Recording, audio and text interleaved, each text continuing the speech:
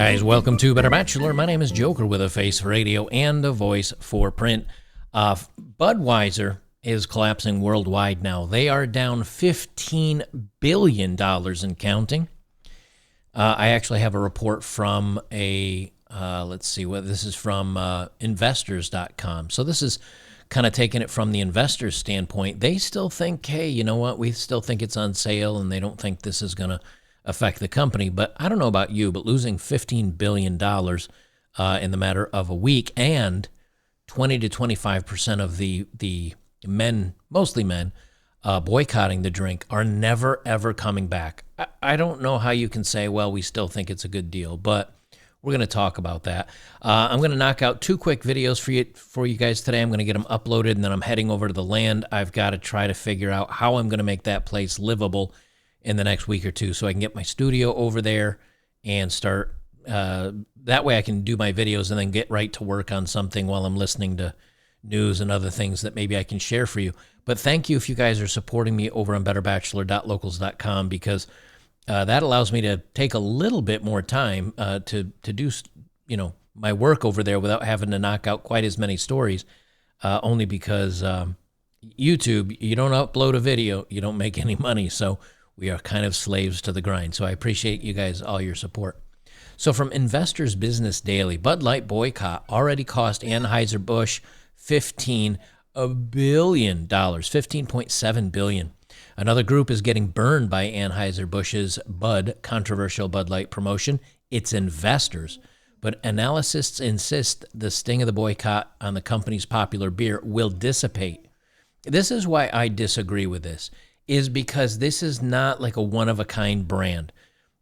Bud came out and they made this weak statement, Budweiser did, and then they fired their marketing manager or whatever she was, and they came out with this camo can, and they come out with this new cans that have Harley Davidson and Clydesdales on them. What else do they do? And the sales just continue to drop off. It's not that great a beer to begin with. This is not a unique product. You can go right next to it and get a Molson or a Coors or some other brand.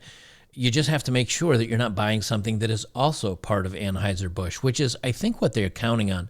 But if you just look up all their brands and you say, okay, I'm not going to buy these, find some brands that work for you and then make the move and you're done. I don't think this is going to dissipate anytime soon. The market value of Anheuser-Busch InBev, whose fourth best-selling brand is Bud Light, dropped $15.7 billion since April 1st. Man, that's 60 days. Way to kill your business in 60 days. Based on a conversion to U.S. dollars by Investor Business Daily using data from S&P Global Market Intelligence, that's the day that Mulvaney, the TikTok influencer, did all the crap over the NCAA March Madness. Meanwhile, the other major publicly traded global beer brands have added $3.2 billion in market value during the same time. The Bud backlash to the promotion was almost instantaneous. Conservative consumers called for a boycott of the beer. We know this. The sales are down more than 23% as of the week ending on May 6th, which is now several months ago. Here's the interesting thing. We believe there's a subset of American consumers who will not drink a Bud Light for the foreseeable future. We believe a 12 to 13% volume decline on an annualized basis would be a reasonable assumption. They say, but analysts still aren't worried. Here's what's interesting. No, their sales are down 23%. It's not going to go back up to 12 or 13%. It's going to stay 23%. They're not going to go back. They're going to find other things to drink, and they're like, man, this is just as good. But here's what I was talking about on the thumbnail. Overseas, this is where they talk about the overseas. Anheuser-Busch stocks show how significant the boycott has been, with shares down 11.9%. The investors are suffering, while most other beer companies are trending higher. The biggest winner from the Bud Light fiasco is Molson Coors. Overseas brands are also benefiting. Shares of Anheuser-Busch have underperformed EU beer peers by 15% since the start of April. We believe this is due to U.S. uncertainty, as investor focus has shifted squarely to the potential impact from the Bud Light controversy. So they're underperforming overseas as well. And I think other people other men at least across the ocean, are not buying it either. This is affecting their market worldwide, not just here in the United States. And that's a good thing. Because what it says to this, and the reason why everybody keeps doing story after story after story on Bud Light, the reason why this is so important is this is really the first time conservatives in mass, and I won't even say conservatives, it's also liberal people, it's people that are creeped out by this whole thing, it's people that are tired of the message being shoved down our throats. The reason why this is such an important and why they keep talking about it is because it's really, really worked very efficiently.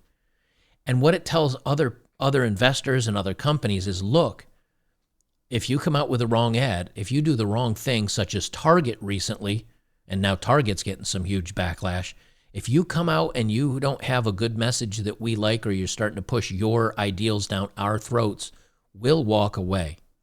I wish men would do the same thing when it comes to dating. If all men started walking away from all women that were not ideal for them or not right for them, women, it might take a little while, but women would eventually come around and go, look, this isn't working for us. If we want to get a good man, we've got to change the way we act. But it is good. It is a good litmus test to see what happens when men just decide we're going to do this. And the reason why I keep saying men is because I think something like, what was it, 65% or 70% of beer drinkers are men. And that's just the way it is. While Anheuser-Busch is based in Belgium, the U.S. largest source of revenue, accounting for 25% of the total in 2022, Bud Light was the company's fourth best-selling beer, accounting for 7% of the volume sold. It only trails Budweiser at 11, Corona at 8, and Brahma at 7. Let's do the same thing to Corona. That is not a good beer either, I'll be honest with you. And I don't even know what Brahma is. Probably something overseas. And they say, and the damage from the boycotts is lasting. J.P. Morgan thinks U.S. beer volumes for Anheuser-Busch will drop by 12% this year and knock down earnings before interest, taxes, depreciation, amortization by 23%. We do not expect the lost sales to be recovered in fiscal year 2024. I'll tell you this, I don't see it coming back ever. I just don't. He says he still sees upside in the shares. His price target on the USADR shares is 76 a share. Now, one of the things that always kind of throws me for a loop, especially with this kind of stuff, is that you never know who owns a stock. Now, usually they used to tell you at the bottom of the article if this investor had any of the stock, but they don't say that here. So I'm not sure what's going on with that. But here's my fear. If I'm an analyst and I happen to own Budweiser, what are you going to tell people? Oh, it's not that big a deal. Yes, the sales are but we still see this as a great investment. $76 is a cheap buy for Anheuser-Busch. You should go out and get it today. I think you'll have a good return.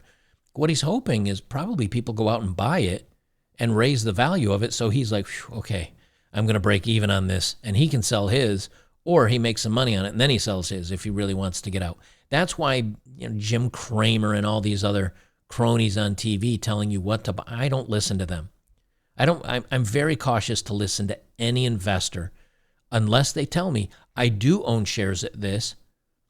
Then I have to take it with a grain of salt. What I'd really like them to do is say, I bought shares of this at this.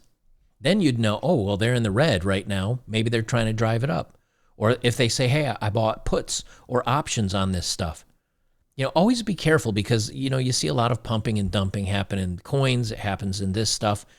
Always be careful. Take it all with a grain of salt. But you can see the stock change is down 11%, actually 12%, 11.9% since April 1st, and they're down 15.7 billion. Keep up the good work.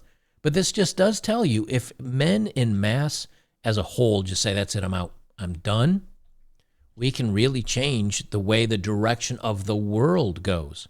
And the reason why I say the direction of the world is because let's say that we hammer Bud Light, right? And then next we hammer Target.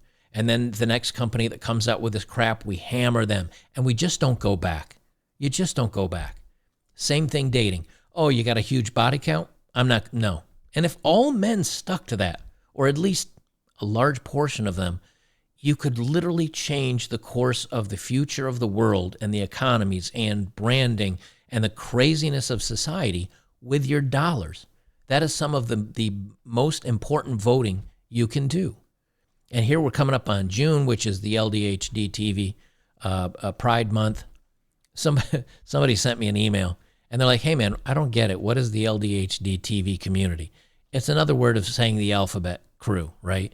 It's just if you say those letters too many times in succession on a video, YouTube filters pick it up, and they say, hey, let's look at this video and see what this guy's saying. Maybe we'll want to shut him up.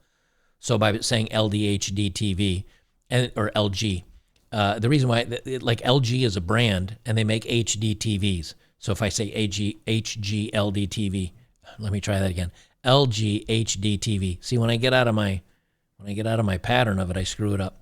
Then I don't get as much crap from the YouTube censorship. So, guys, keep it up. Again, boycott single moms, boycott, women with bad attitudes, even if they're smoking hot. Just boycott it all. Just walk away. Stop spending your money with companies that hate you, and eventually, like Disney, like Target, like Bud Light, like Hollywood in general, they're going to feel the pain, and they're going to have to either change their tune, or they're going to have to keep pushing this stuff and eventually go bankrupt. That's their two choices, and we control how that happens. I think as men, we can do a lot more, even without getting off the couch, even without getting off the couch and making a big statement somewhere. Just stop buying the crap, and eventually they'll feel the punch, and they'll see what's up. All right, guys, I'll have another video out for you momentarily. We'll see you in the next one.